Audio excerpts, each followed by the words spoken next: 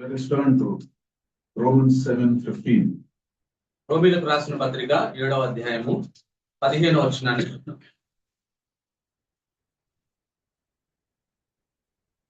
Romans 7:15. I do not understand what I do.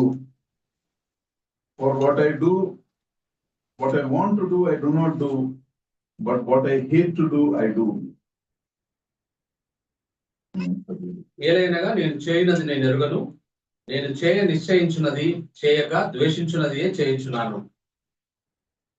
Now, as believers, I'm sure you've wondered many times why you keep doing the things you don't like to do, even when you have a genuine desire inside you not to do it. చాలా సార్లు విశ్వాసులంగా మనకు ఈ అనుభవం ఉంటుంది. అదేమిటనంటే వాస్తవంగా చేయకూడదు అనుకున్న పనులను మనం చేస్తూ ఉంటాము. అలా చేస్తున్నప్పుడు మనకు ఆశ్చర్యం వేస్తుంది, ఎందుకు ఇలా చేస్తున్నానని. You wake up in the morning determined to be patient. By afternoon, someone irritates you and you lose your temper. ఆ ఉదయాన్నే నిద్ర లేచేటప్పుడు ఈ రోజు నేను సావధానంగా ప్రశాంతంగా ఉండాలి అని అనుకొని మధ్యాహ్నం అయ్యేసరికి మరి ఎవరో ఒకరు మన కోపాన్ని కలిగిస్తారు. ఆ తర్వాత మనం కోపం ప్రదర్శిస్తూ ఉంటాం. And it happens again and again. పదే పదే ఆ విధంగా జరుగుతూ ఉంటుంది. You feel as if you're fighting a battle that is drowning you every day. మరి నన్ను ముంచేసే ఒక పోరాటంలో నేను ప్రతిరోజు ఉంటున్నానా అని అనిపిస్తూ ఉంటుంది. In such situations, the first thing to remember is you're not alone. మరి ఆ విధంగా నీ పరిస్థితులు ఉన్నప్పుడు నువ్వు గుర్తుపెట్టుకోవాల్సిన ఒక విషయం ఏమిటంటే ఈ పోరాటంలో నువ్వు ఒక్కదానివే లేవు అనే విషయాన్ని. One of the greatest apostles in history, Paul himself, writes about this struggle. ఎందుకంటే మరి అపోస్తలుల చరిత్రలో గొప్ప అపోస్తలుడిగా పేరు పొందిన పౌలు గారు కూడా ఇటువంటి పోరాటం గుండా వెళ్ళాడు. Let us break down this statement of his. మరి ఆయన చెప్పిన ఈ మాటను మనం కొన్ని భాగాలుగా మనం విభజించి ధ్యానం చేద్దాం. First, there is a confusion. I do not understand what I do. నేనేం చేస్తున్నానో నేను అరగను అని ఒక గందరగోళ పరిస్థితి ఇక్కడ రాయబడింది. We also have done that, right? We suddenly, after saying something, we say, "Why did I say that?" కొన్నిసార్లు మనం కూడా ఇటువంటి గందరగోళ పరిస్థితి గుండా వెళ్తూ ఉంటాం. ఏదైనా తటాలున మాట్లాడి మరి ఎందుకు నేను ఈ విధంగా మాట్లాడకుండా ఉండాల్సింది అనుకుంటాం. It appears as if you and the person who said it are two different people. మరి నీవు ఆ మాట చెప్పిన మరి ఆ మాట ఎవరికైతే చెప్పారో వారు ఇద్దరు ప్రత్యేకమైన వారు అని అనుకుంటూ ఉంటాం. You see, there seems to be a disconnect between how I behave and who I am. మరి నేను ఎలా ప్రవర్తిస్తున్నాను, నేను ఏమైనాను అనే దాని మధ్య చాలా వైరుధ్యం కనపడుతుంది అనే విషయాన్ని మనం గుర్తిస్తాం. Secondly, there is a frustration. I do not do what I want to do.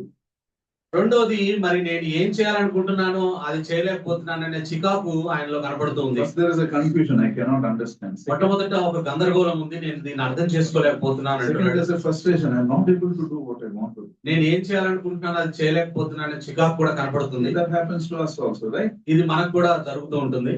We want to be pure in thought, but then suddenly envy comes, lust comes.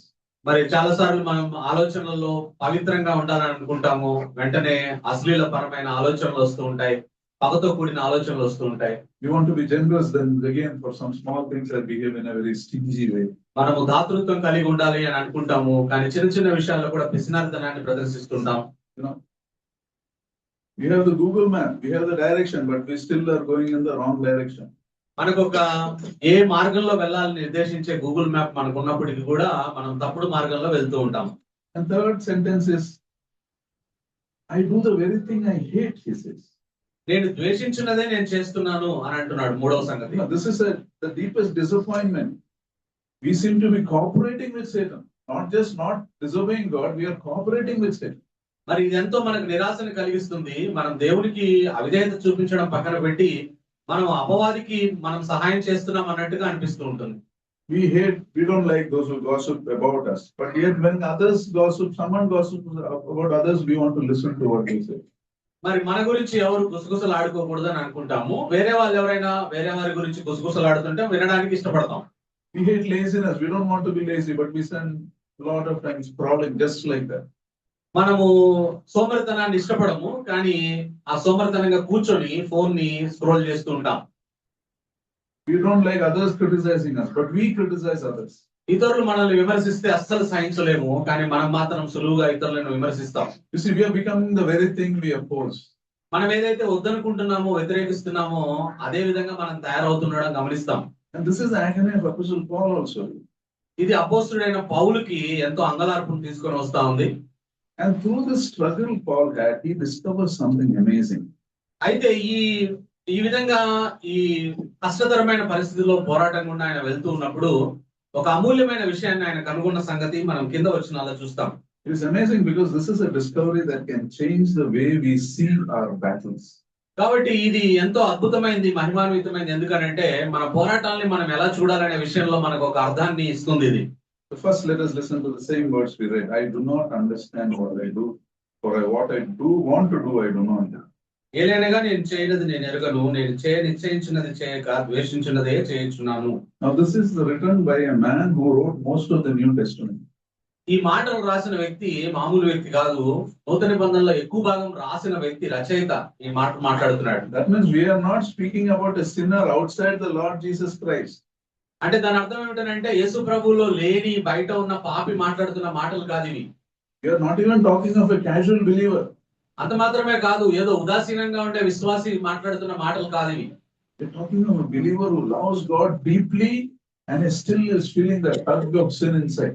మరి యేసుక్రీస్తు ప్రభు వారిని ఎంతో లోతుగా ప్రేమించిన వ్యక్తి అయినప్పటికీ లోపల ఈ ఆత్మీయ పోరాటాన్ని ఆయన కలిగి ఉన్నాడు. So here's the second thing to remember. ఇక్కడ రెండో విషయాన్ని మనం గుర్తుపెట్టుకోవాలి. What was the first thing? మొట్టమొదటిది ఏంటి? You are not alone. ఈ పోరాటంలో నువ్వు ఒంటరివాడివి కాదు. The second thing is, రెండో విషయం ఏమిటనంటే, you know,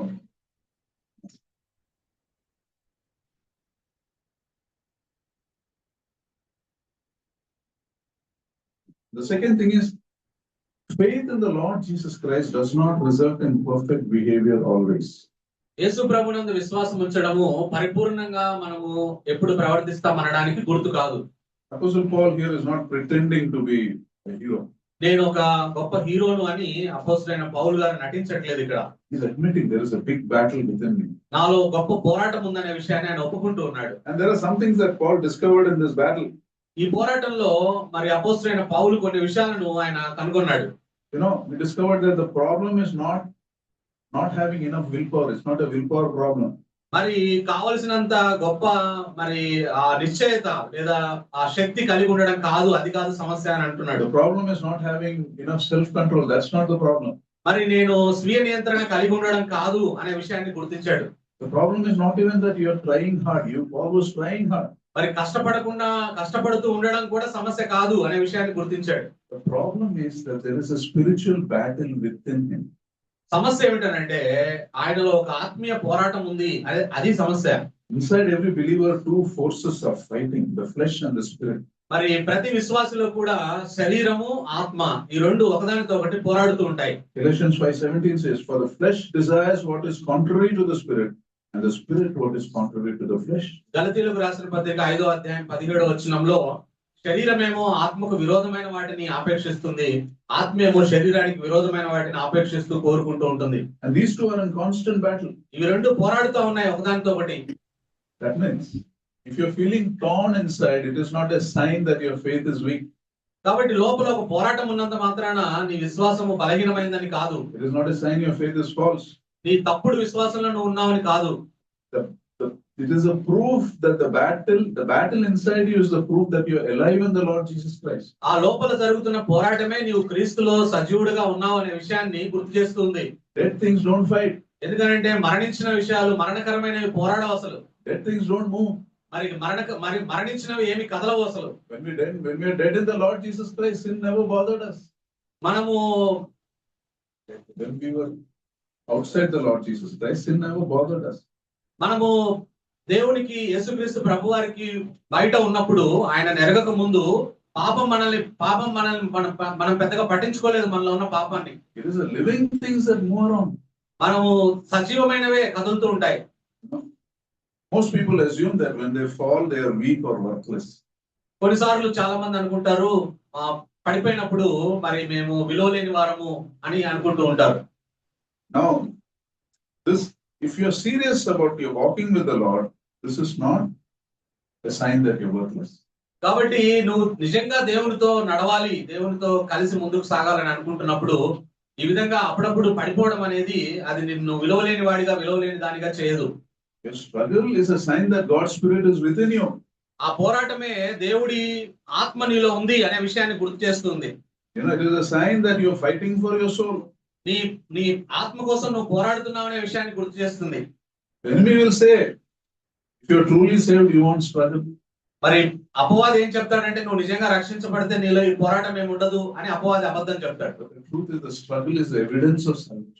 అయితే సత్యం ఏమిటంటే నీలో ఈ పోరాటం ఉందంటేనే నువ్వు రక్షించబడిన విశ్వాసి అనే ఒక గురుతు అది అనే విషయాన్ని గుర్తించాలి. The spirit, your spirit within you, God's spirit within you is resisting what your flesh is craving for. మరి నీలో ఉన్న పరిశుద్ధాత్మ నువ్వు నీ శరీరం దేన్నైతే కోరుతుందో దాన్ని ఆటంకపరుస్తూ ఉన్నాడు పరిశుద్ధాత్మ. The tension you feel is a proof of the new life God has given you.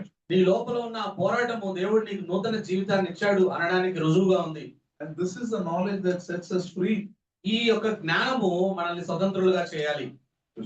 To think differently and to behave differently. ఆ విధంగా ఆ జ్ఞానం మనం కలిగి ఉంటే మనం ఆలోచన వేరుగా ఉంటుంది, మన ప్రవర్తన కూడా వేరుగా ఉంటుంది. And one more thing, this knowledge is not going to make your fight easy, but it gives you a great confidence in facing. అయితే ఈ జ్ఞానము నీ పోరాటాన్ని సులువు చేయదు, కానీ నువ్వు ముందుకు వెళ్ళడానికి ఒక నిశ్చయతను నీకు అనుగ్రహిస్తుంది పోరాటానికి. You know, now what do you do when your desire to retaliate feels louder than God's voice in your life? What do you do when your desire to retaliate? మరి నువ్వు పోరాడాలి, ఎదుర్కోవాలి అనే కోరిక నీలో ఉన్నప్పుడు, Right, sir. You get up determined not to get angry when someone said something, you lost your temper. What do you do? మరి ఈ విధంగా అనుకున్నావు, నువ్వు కోప్పడకూడదు అని అనుకున్నావు. మరి అటువంటి పరిస్థితుల్లో ఎవరో నీ కోపాన్ని కలిగించారు, నువ్వు కోప్పడ్డావు. అప్పుడు ఏంటి నీ పరిస్థితి? You see, here is Paul's discovery becomes more precious. What does he say? In verse 27-24, he says, who will rescue me from this body of death?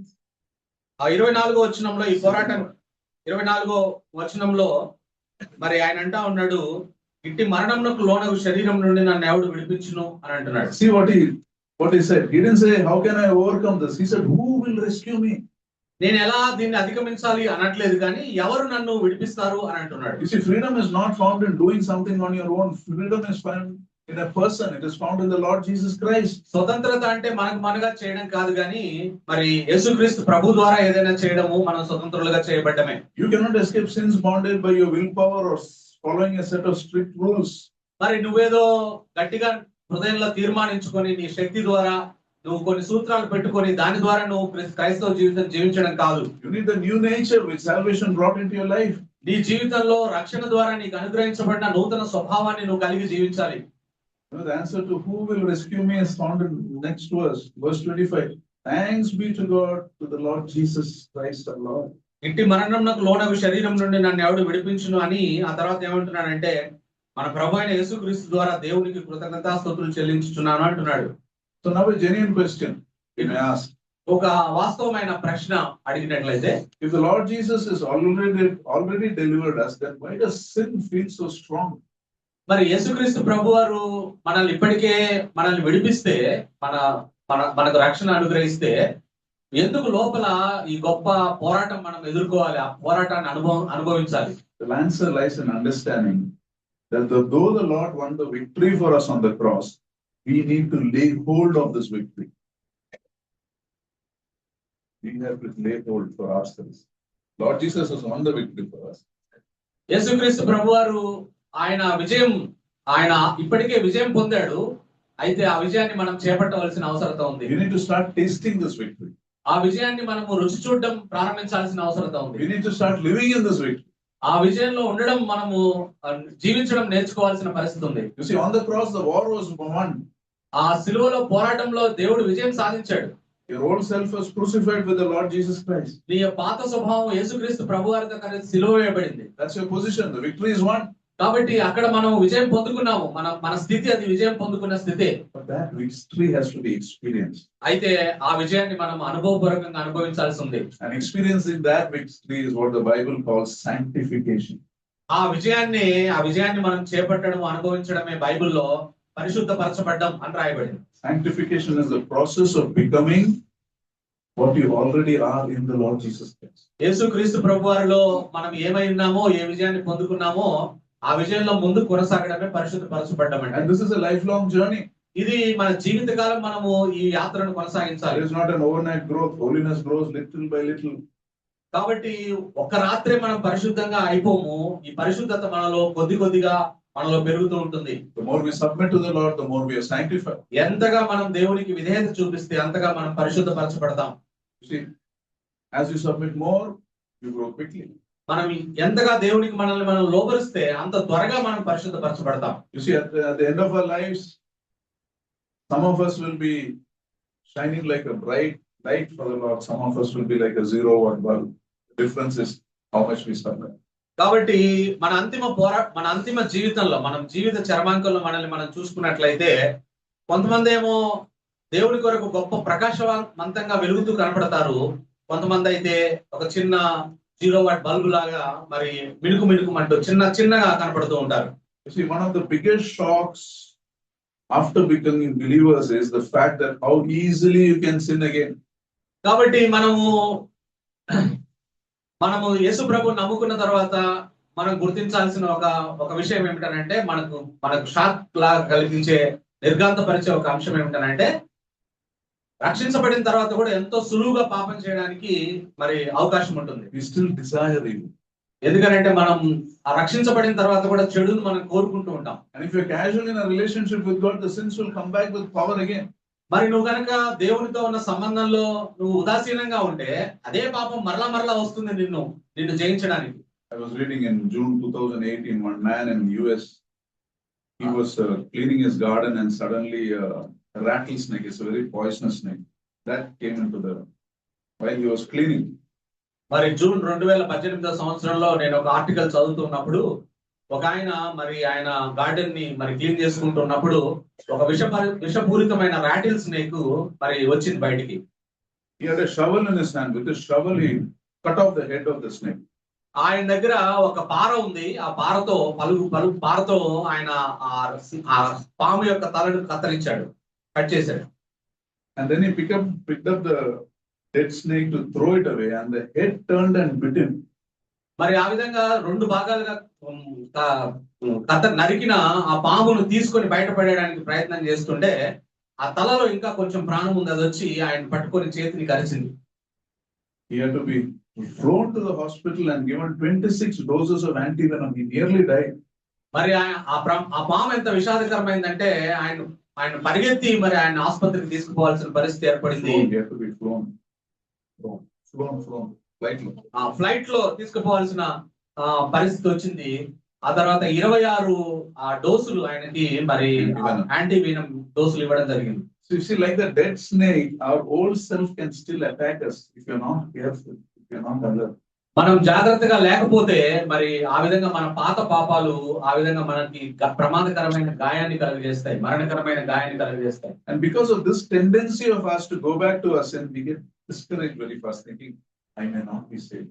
కాబట్టి ఈ విధంగా మనము పాత పాపాలు మనల్ని ఈ విధంగా కమ్మడానికి ప్రయత్నం చేస్తున్నప్పుడు మన నిరుత్సాహమయ్యి మనం ఏమనుకుంటామంటే, నేను నిజంగా రక్షణ పొందలేదేమో అని అనుకుంటాం. Because you're not able to do what you want to do. ఎందుకంటే నేను చేయాలనుకున్నది నేను చేయలేకపోతున్నాను అని అంటున్నాడు పౌలు. నేను ద్వేషించేదే నేను చేస్తున్నాను అని అనుకుంటూ ఉంటాం. And this is the stage where many people feel hopeless. They feel like giving up. చాలా సార్లు ఇటువంటి పరిస్థితుల్లో చాలా మంది నిరీక్షణ కోల్పోతారు. ఇంకా వదిలివేయాలి, నేను క్రైస్తవ విశ్వాస జీవితాన్ని జీవించలేను అని అనుకుంటూ ఉంటారు. They think they're beyond repair.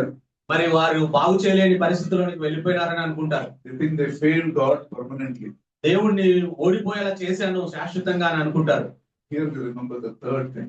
అయితే ఇక్కడ 3వ విషయాన్ని మనం గుర్తుపెట్టుకోవాలి. And that is, for a believer, failure is never final. మరి విశ్వాసికి మరి ఓటమి అనేది చిట్ట చివరిది కాదు, చిట్ట చివరి మెట్టు కాదు. Proverbs 24:16 says, though the righteous fall 7 times, they will rise again. సామెతలు 24:6లో రాయబడింది, నీతిమంతులు 7 మార్లు పడినను తిరిగి లేస్తారని.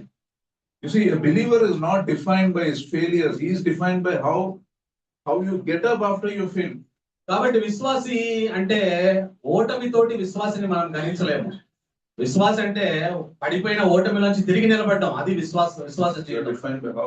God does not look at how you have failed. He looks at how you handle that fall. నువ్వు ఎలా ఓడిపోయావు, ఎలా పడిపోయావు అని దేవుడు నిన్ను చూడు, కానీ ఆ ఓడిపోయిన స్థితిలోంచి ఎలా బయటకు వచ్చావు, దాన్ని ఎలా అధిగమించావని చూస్తాడు ప్రభు. Did you depend on him and come out stronger after the fall? నువ్వు ఆయన మీద ఆధారపడి నువ్వు ఆ పడిపోయిన స్థితిలోంచి వెంటనే బయటకు వచ్చావా లేదా అనే విషయాన్ని ఆయన గమనిస్తాడు. Remember, every time you fall and you choose to run back to God, you are declaring to Satan whose side you are in. కాబట్టి నువ్వు ఎప్పుడైనా పడిపోయిన తర్వాత లేచి మరలా ప్రభు దగ్గరికి పరిగెత్తు ఉంటే అప్పుడు నువ్వు సాతానుతో చెప్తున్నావు, నేను నీ సంబంధిని కాదు, నేను ప్రభు సంబంధిని అని. So it's important to ask, where do you run when I fail? Do you run to yourself or people, or do you run to God? కాబట్టి మనము పడిపోయినప్పుడు ఎక్కడికి పరిగెత్తున్నాం అనేది చాలా ప్రాముఖ్యమైనది. దేవుడి దగ్గరికి పరిగెత్తున్నామా లేదా వేరే చోటికి పరిగెత్తున్నామా అనే Or do you hide, or do you drown in guilt and discouragement? నువ్వేనా మునిగిపోయి మరి నిరుత్సాహంగా మరి నీ వెన్నుదిరుగుతున్నావు అనే విషయాన్ని గుర్తించాలి. Logically, just think of it. Should you not be running to the Lord who already knows all your weaknesses? కాబట్టి మరి తర్కబద్ధంగా కూడా చూస్తే మనము మన బలహీనతలన్నీ తెలిసిన ఆయన వైపు మనం పరిగెత్తాలి కదా. And he knows your weakness and still chooses to love you, right? ఆయన మన బలహీనతలు ఎరిగి కూడా మనల్ని ప్రేమిస్తున్నాడు కదా. We should be running to him, right? కాబట్టి మన బలహీనతలు ఎరిగి మనల్ని ప్రేమిస్తున్న ఆయన వైపు మనం పడిపోయినప్పుడు పరిగెత్తవలసిన అవసరం ఉంది. Paul discovers this, that honesty before God is the first step to freedom. కాబట్టి పౌలు గారు ఇక్కడ ఆయన గుర్తించిన ఒక విషయం ఏమిటంటే మన వాస్తవ స్థితిని గురించిన నిజాయితీ, అది నిజమైన స్వతంత్రతకి మెట్టు అనే విషయాన్ని గుర్తించాడు. He didn't hide his struggle, he confessed it.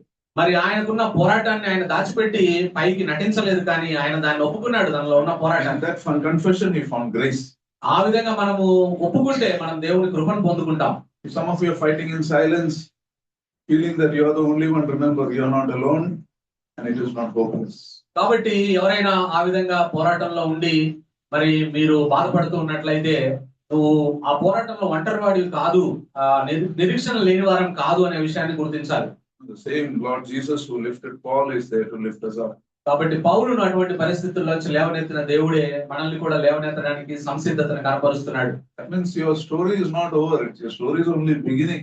కాబట్టి దీని వల్ల మనం గుర్తించాల్సింది ఏమిటంటే ఇటువంటి పోరాటం మనలో ఉన్నప్పుడు మన ఆత్మీయ జీవితం, మన కథ అంతమైపోలేదు, అది ప్రారంభంలోనే ఉన్నామనే విషయాన్ని గుర్తించాలి. See, true freedom needs a shift. నిజమైన స్వతంత్రత మరి అది ఇంకొక దశను మనం కోరుకుంటాం. A shift from depending on yourself to depending on the Holy Spirit. ఆ దశ ఏమిటనంటే మనలో మార్పు చెందవలసింది ఏమిటనంటే మన మీద మనం ఆధారపడకుండా పరిశుద్ధాత్మ మీద ఆధారపడడం అనే దశకు మనం వెళ్ళాలి. Shift from hiding to confessing. అది మనలో ఉన్న పోరాటాన్ని మనలోనే దాచుకోకుండా దేవుడి దగ్గరకు వచ్చి ఒప్పుకునే ఆ దశలోనికి మనం వెళ్ళాలి. And when we make that shift, you will find that you are no longer fighting a battle that is drowning you. You are able to overcome. ఆ విధంగా మన దశను మనం మార్చుకున్నప్పుడు మనము మునిగిపోయే పోరాటంలో లేము అనే విషయాన్ని మనం గుర్తిస్తాం. And here is the fourth thing you need to remember. నాలుగో విషయాన్ని మనం గుర్తించాలి. God doesn't just want to forgive your sin. He wants to break the power of sin in your life. దేవుడు మన పాపములను క్షమించడం మాత్రమే కాదు, ఆయన పాపపు శక్తిని మన మీద విరగొట్టాలని ప్రయత్నం చేస్తున్నాడు. You know, Paul knew that the Lord Jesus had already won the victory. Then why did he feel this war inside him? యేసుక్రీస్తు ప్రభువారు ఇప్పటికే పాపం మీద విజయం పొందాడని పౌలుకు తెలుసు, అయినప్పటికీ ఆయన లోపల ఎందుకు ఆ పోరాటాన్ని ఆయన కలిగి ఉన్నాడు.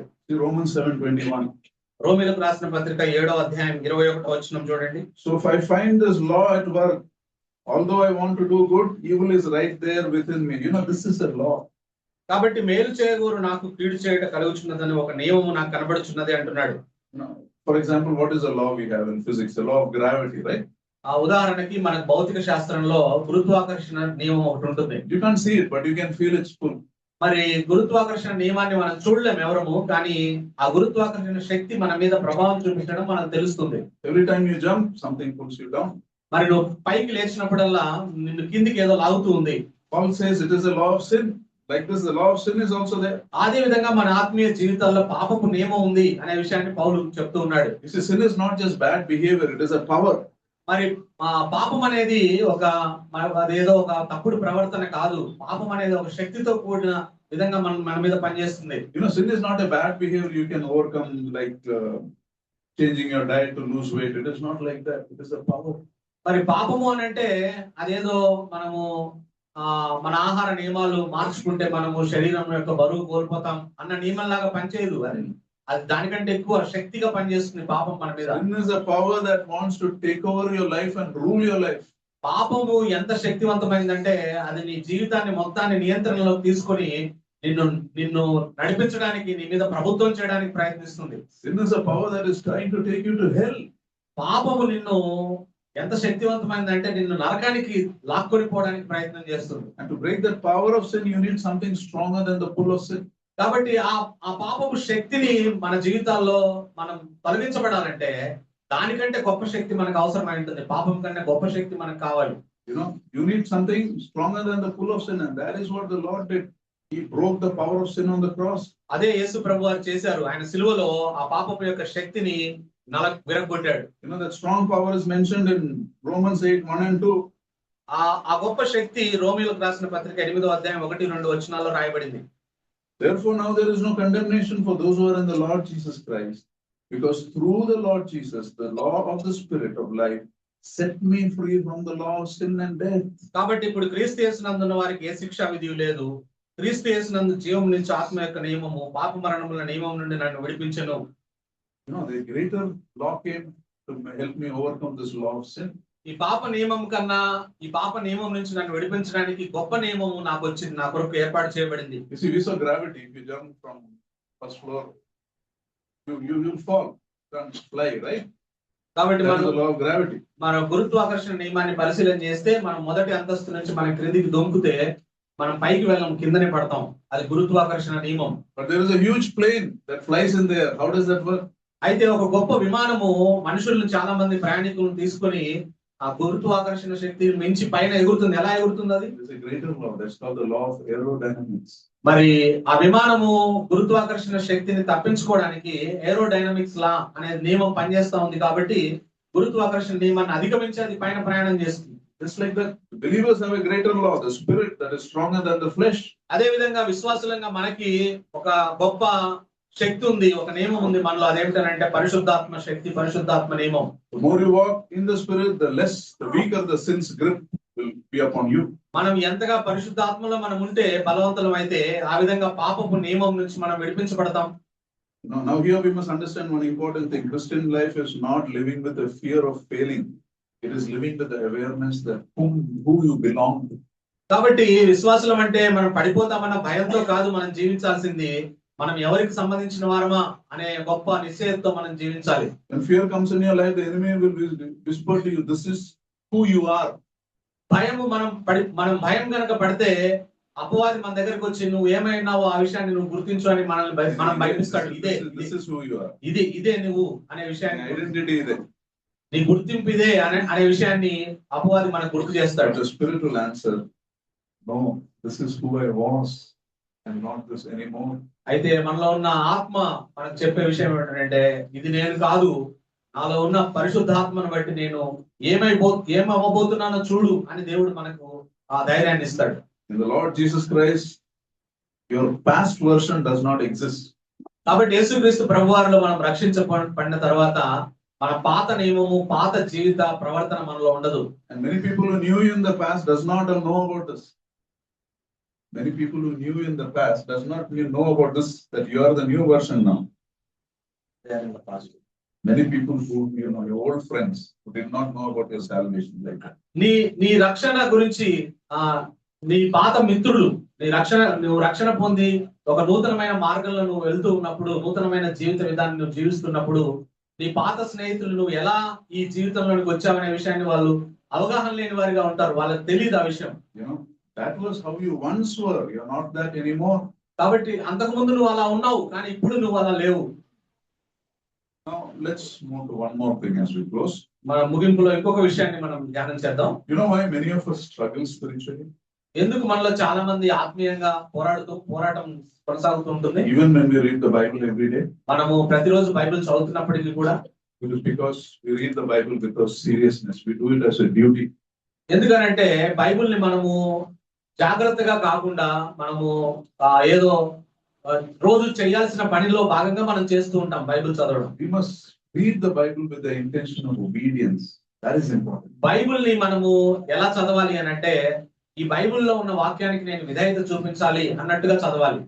You know, we must read the Bible and be connected to the source of power. మనం బైబిల్ చదువుతూ ఇందులో ఉన్న శక్తికి మనల్ని మనం అనుసంధానించుకుంటూ మనం జీవించాలి. You know, yesterday I put my cell to charge. After some time I came to see the charge, I saw that it was not even switched on. You know, that's all. We got to spend time with God, connected to God. That means the desire to obey must be there. నిన్న నేను నా cell phone కి charging పెట్టాను. కొంత సమయం అయిన తర్వాత పోయి ఛార్జింగ్ అయిందేమో అని చూస్తే నేను స్విచ్ చేయలేదు, అందువల్ల అది ఛార్జింగ్ అవ్వలేదు. You know, you need to water. You have a plant in your house. If you don't water, it won't grow. It will die. కాబట్టి నీ ఇంట్లో ఏదైనా మొక్క ఉంటే ఆ మొక్కకు నువ్వు నీళ్లు పోయకపోతే అది చనిపోతుంది. You know, true freedom is you must align yourself to the things of God. మరి నిజమైన స్వతంత్రత ఏమిటంటే దేవుని యొక్క మరి విషయాల్లో నిన్ను నువ్వు అనుసంధానించుకోవాలి, దాని ప్రకారం నువ్వు కొనసాగాలి. God is not looking for perfection. He is looking at you're getting serious with Him. కాబట్టి దేవుడు పరిపూర్ణుడిగా నువ్వు వెంటనే మారిపోవాలని ఆయన కోరుకోవట్లేదు, కానీ ఆ పరిపూర్ణత వైపు అడుగులు వేయడానికి నువ్వు జాగ్రత్తగా ప్రయత్నిస్తున్నావా లేదనే విషయాన్ని పరిగణలోకి తీసుకుంటాడు. So but realizing that you are not a slave anymore, sin shall not dominate you. కాబట్టి నువ్వు పాపం నీ మీద ఏమాత్రం ప్రభుత్వం చేయదు, నువ్వు బానిసవు పాపానికి ఎంత మాత్రం కాదు అనే విషయాన్ని గుర్తు చేస్తా ఉన్నాడు. That means you have to replace Satan's lies with God's truth every day. ప్రతిరోజు అపవాది అబద్ధాలకు బదులుగా దేవుని యొక్క సత్యాన్ని ఆ స్థానంలో నువ్వు ఉంచాల్సిన అవసరం ఉంది. What are the lies Satan tells us? అపవాది చెప్పే అబద్ధాలు ఏంటి మనకు? He will tell you are hopeless. నువ్వు పనికిరావు అని చెప్తాడు. He will tell you failed so many times for God to use you. నువ్వు దేవుడి కొరకు ఉపయోగపడడానికి ఎంత మాత్రం పనికిరావు, ఎందుకంటే చాలా సార్లు నువ్వు ఓడిపోయావు అని చెప్తాడు. He will say that sin you do is your identity. నువ్వు ఏ పాపం అయితే చేస్తున్నావో అదే నువ్వు అయి ఉన్నావు, ఆ విషయాన్ని గుర్తించంటాడు. And this shame keeps you chained. ఈ విషయాలు నిన్ను ఒక సంఖ్యలలో బంధించే విధంగా చేస్తాడు. And we must break that chain.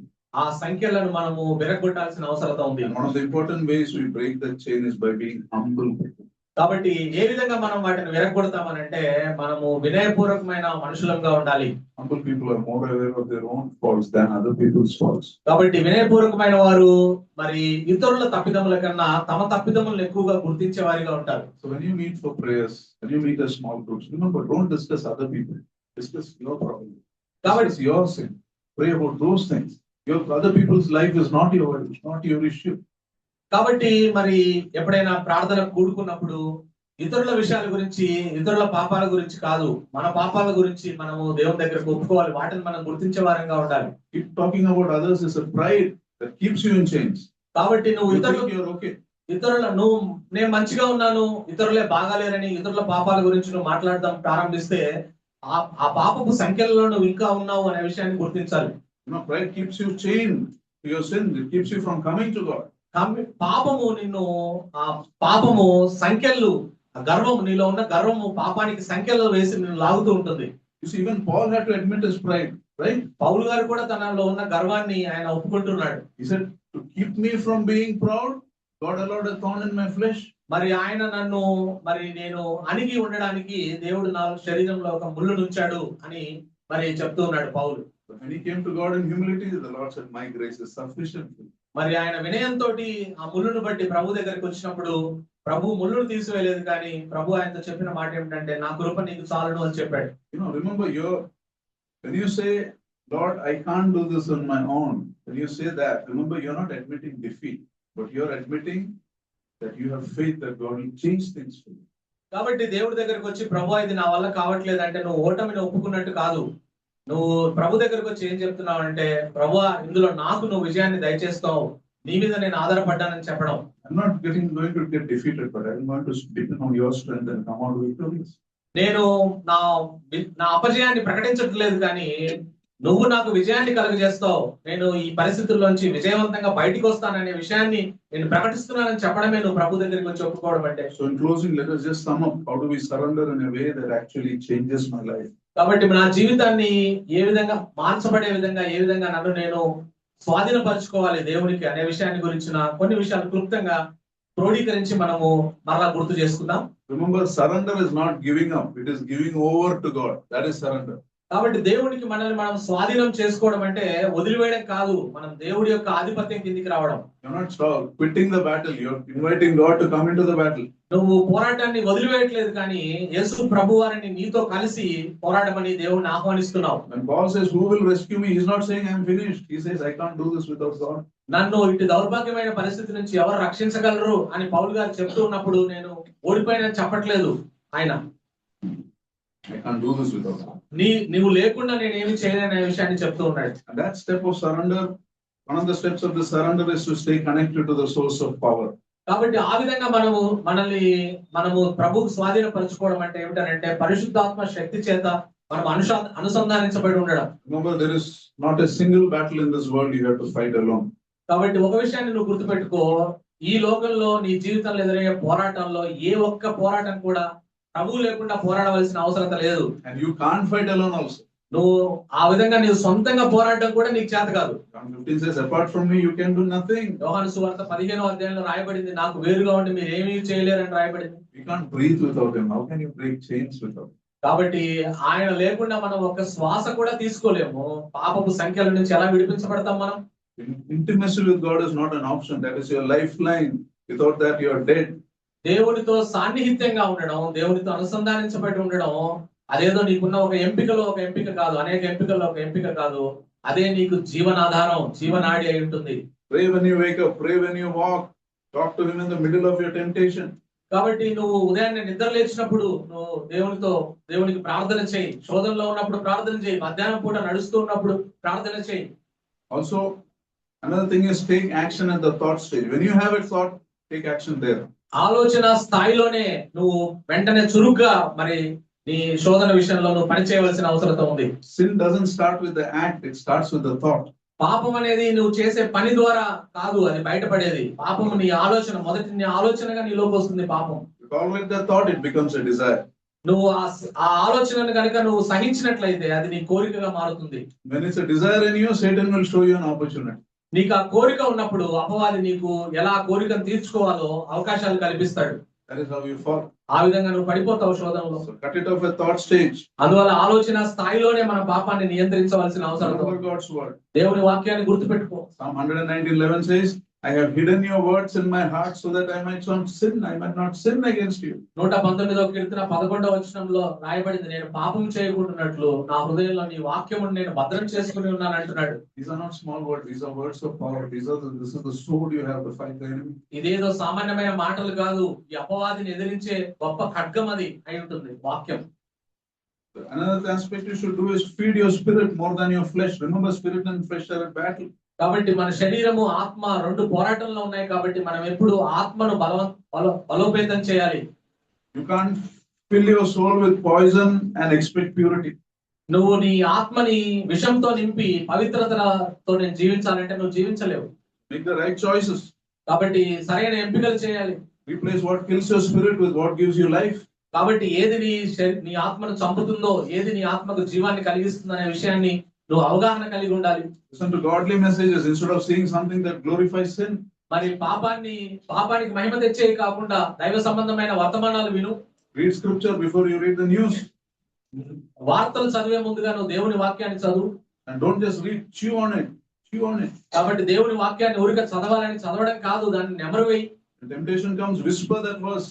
నీకు శోధన వచ్చినప్పుడు ఆ మాటలను ప్రకటించు, పలుకు, దేవుని వాక్యాన్ని మాట్లాడు. That's how we renew your mind. ఆ విధంగా నీ మనసును మారి నూతనం చేసుకుంటావు. You know, when you feel an accusation, when you feel things are hopeless, speak out God's word aloud. కాబట్టి నువ్వు నిరీక్షణ కోల్పోయిన పరిస్థితిలో ఉన్నప్పుడు గట్టిగా దేవుని వాక్యాన్ని నీకు వినపడేటట్టుగా గట్టిగా చెప్పు. The fourth thing I want to say is learn to pause before you act. Anything you want to act, first give a pause. కాబట్టి anything you want to buy, also pause. కాబట్టి ఏదైనా నువ్వు చేయాలనుకున్నప్పుడు, ఏదైనా కొనాలనుకున్నప్పుడు కూడా నువ్వు చేయవలసిన ఒకటేంటంటే నువ్వు ముందు ఆగాలి. ఆగు. ఆ విషయంలో తొందరపడి చేసేవద్దు, తొందరపడి అనవద్దు. Most wrong things happen when you do something impulsive. కాబట్టి without thinking, suddenly.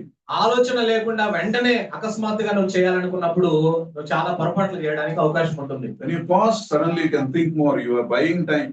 నువ్వు ఆగినప్పుడు మరి నువ్వు కాలాన్ని కొంటున్నావు అనే విషయాన్ని నువ్వు గుర్తించాలి. Pause and say, God help me, Holy Spirit help me. ఆగి మనం అడగాలి, ప్రభువా నాకు ఈ విషయంలో సహాయం చేయి, నేను చేయాలా వద్దా ఈ పని, నాకు సహాయం చేయమని అడుగు దేవుణ్ణి. Submit to God, resist the devil, right? That means before submission, before power comes the submission. కాబట్టి మనము దేవునికి లోబడి ఉండాలి, ఆ తర్వాత అపవాదిని ఎదిరించాలి. మనం లోబడి ఉండడంలో మనం శక్తిని పొందుకుంటాం. Another aspect we should take care is build an accountability. Don't fight alone. కాబట్టి రెండోది ఏమిటనంటే మనము జవాబుదారీతనాన్ని మన జీవితంలో పెంపొందించుకోవాలి. ఒక్కదానివే పోరాడడానికి ప్రయత్నించొద్దు. Have the right friendships. మనం మంచి స్నేహితులను మనం కలిగి ఉండాలి. Find someone who loves the Lord Jesus Christ. యేసుక్రీస్తు ప్రభువారిని ప్రేమించే స్నేహితులను నువ్వు కనుగొను.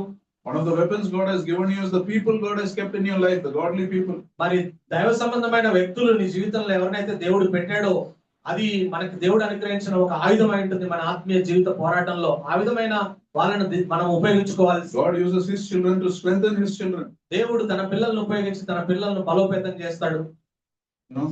And remember this promise, there is no condemnation for those who are in the Lord Jesus Christ. మరి రోమా 8:1 రాయబడ్డ మాట, ఈ వాగ్దానాన్ని మనం గుర్తుపెట్టుకోవాలి. యేసుక్రీస్తునందున్న వారికి ఏ శిక్షా విధి లేదు. No condemnation, not less condemnation or zero condemnation. No, not less condemnation, it means zero condemnation. మరి ఏ శిక్షా విధి లేదు అని చెప్తున్నాడు, కానీ కొంచెం శిక్ష ఉంది అని చెప్పట్లేదు. The Lord, imagine this, the Lord loved you in your worst, will you not love you now when you are struggling to fight sin?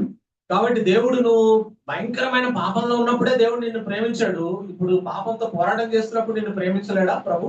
Remember this. గుర్తుపెట్టుకో ఈ విషయాన్ని. Don't believe in the lies of the enemy, believe in the truth in God's word. అపవాది యొక్క అబద్ధాలను నువ్వు నమ్మొద్దు, దేవుని యొక్క సత్యాన్ని నువ్వు విశ్వసించాలి, నమ్మాలి. You are not defined by what you were in the past, you are defined by what you are today by God's grace. కాబట్టి నువ్వు ఏమై ఉన్నావు అనే విషయం, నువ్వు పాత జీవితం ఎలా ఉంది అనే దాని ఆధారంగా కాదు నిర్ణయించేది, ఇప్పుడు యేసుక్రీస్తు ప్రభువులో నువ్వు ఏమై ఉన్నావు అనేదే నీ జీవితాన్ని గురించి తెలియజేస్తుంది, నిర్దేశిస్తుంది, నిర్ధారిస్తుంది.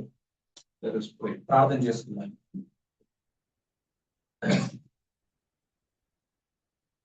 ప్రభువా, ప్రేమగల తండ్రి, నీకు వందనాలు, స్తుతులు, స్తోత్రాలు చెల్లిస్తున్నాను. అవునాయన, మీరు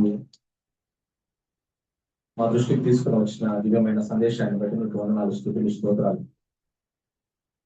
అవునాయన, అనేక సార్లు మాలో ఉన్న పాపపు పోరాటాన్ని గురించి మేము ఆలోచించినప్పుడు మేము నిరుత్సాహం చెందిన పరిస్థితులు మా జీవితాల్లో ఉన్నాయి. ప్రభువా, ఎందుకు నాకే ఈ విధంగా జరుగుతా ఉంది, నేను రక్షించబడలేదా అని కూడా కొన్నిసార్లు అవిశ్వాసం వైపు అడుగులు వేస్తున్న పరిస్థితుల్లో ప్రభువా, మీ దాసును నిలవబెట్టి మా దృష్టికి తీసుకుని వచ్చిన మీ దివ్యమైన వాక్కులను బట్టి, సత్యమైన వాక్యాన్ని బట్టి మీకు వందనాలు, స్తుతులు, స్తోత్రాలు. అవునైనా ఈ పోరాటంలో ఈ పోరాటమే మేము సజీవులం అనే విషయాన్ని గుర్తు చేస్తుంది. ఈ పోరాటమే మేము రక్షించబడ్డ వారం అనే విషయాన్ని మాకు గుర్తు చేస్తుంది. ఈ పోరాటంలో మేము ఒంటరి వారం కాదు అనే విషయాన్ని మీరు మాకు గుర్తు చేసిన విధానాన్ని బట్టి వందనాలు, స్తుతులు, స్తోత్రాలు. అవునైనా మీ కొరకు ఎంతో గొప్పగా జీవించిన అపోస్తలుడైన పౌలే ఇటువంటి పోరాటం గుండా వెళ్తూ ఉన్నప్పుడు మేమెంత ప్రభువా ఆ విషయాన్ని మీరు మాకు గుర్తు చేసినారు. మీకు వందనాలు, స్తుతులు, స్తోత్రాలు చెల్లిస్తున్నాం. అవునైనా చాలాసార్లు అపవాది అబద్ధాలను మేము నమ్మి ప్రభువా మేము పడిపోయిన స్థితిలో ఇంకా మీకు దూరంగా వెళ్ళడానికి మేము ప్రయత్నం ఉంటూ ఉంటాం. మమ్మల్ని ఆ విషయంలో క్షమించమని మీ సన్నిధిలో ప్రార్థిస్తున్నాం. మేము అపవాది అబద్ధాలకు చెవియొగ్గక ప్రభువా నీ సత్యమైన వాక్యాన్ని చేపట్టడానికి, అవునైనా మాలో ఈ పోరాటం ఉన్నప్పుడు ఆ పోరాటాన్ని మేము దాచిపెట్టి మేము నటించకుండా ప్రభా ఆ పోరాటం విషయాన్ని మీ దగ్గరికి తీసుకొని వచ్చి ప్రభా ఈ విషయంలో నాకు సహాయం చేయమని నేను అడగాలని, మాలో ఉన్న పాప నియమాన్ని పరిశుద్ధాత్మ నియమం ద్వారా మేము అధిగమించాలనే విషయాన్ని మీరు గుర్తు చేసిన విధానాన్ని బట్టి వందనాలు, స్తుతులు, స్తోత్రాలు. ఆ విధంగా పీస్ అండ్ జాయ్ ఫెలోషిప్ లో ఉన్న విశ్వాసులందరం ప్రభా మేము ఏ ఒక్క పోరాటం కూడా మా జీవితంలో ప్రభా ఒంటరిగా పోరాడకూడదు, మేము మీ మీద ఆధారపడాలి, మీతో కలిసి పోరాడాలనే విషయాన్ని మాకు గుర్తు చేసుకోవాలి. మీకు వందనాలు. ఆ విధంగా మేము కలిసి పోరాడే వారంగా ప్రభా మిమ్మల్ని ఆశ్రయించి మీతో కలిసి మా పోరాటాల్లో మేము విజయం పొందుకోవడానికి కృప చూపించమని, అయ్యా మేము ఎంత వాక్యానికి విధేయత చూపిస్తే అంతగా పరిశుద్ధపరచబడతాం అనే విషయాన్ని కూడా మీరు మాకు గుర్తు చేసినారు. అటువంటి విధేయతలోనికి, వాక్యానికి విధేయతలోనికి మమ్మల్ని అందరినీ నడిపించమని, ఆ విధంగా మేము ఇప్పటికే మీరు సిలువలో పొందిన యేసయ్య సిలువలో పొందిన ఆ గొప్ప విజయాన్ని ప్రభా మేము చేపట్టి ముందుకు వెళ్ళడానికి కావాల్సిన కృపను అనుగ్రహించమని అడుగుతూ, అయ్యా మేము ఏమై ఉన్నామనే విషయాన్ని ప్రభా, అయ్యా మా పాత జీవితాన్ని అయ్యా మరి బట్టి కాదు, మేము క్రీస్తులో ఏమై ఉన్నామనేది, మేము నిజంగా ఏమై ఉన్నామనే విషయాన్ని కూడా మీరు గుర్తు చేసినందుకు వందనాలు స్తోత్రాలు చెల్లిస్తూ, ఆ గొప్ప విజయాన్ని చేపడుతూ ప్రభా, మేము మా ఆత్మీయ జీవితాల్లో, ఆత్మీయ పోరాటంలో విజయాన్ని సాధిస్తూ మేము ముందుకు సాగడానికి, క్రీస్తు సారూప్యంలోకి మార్చబడడానికి కృప చూపించుకున్నాడు. సమస్త ఘనత మహిమ ప్రభావాలు మీకు ఆరోపిస్తూ, మా ప్రభువును మీ ప్రియకుమారుడైన యేసుక్రీస్తు నామములో మిక్కిలి వినయముగా బతిమాలి ప్రార్థిస్తున్నాం తండ్రి. Amen.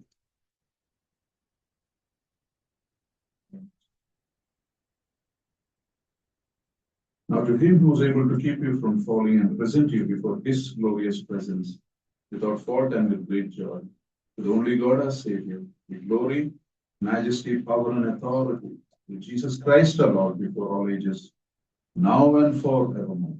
Amen.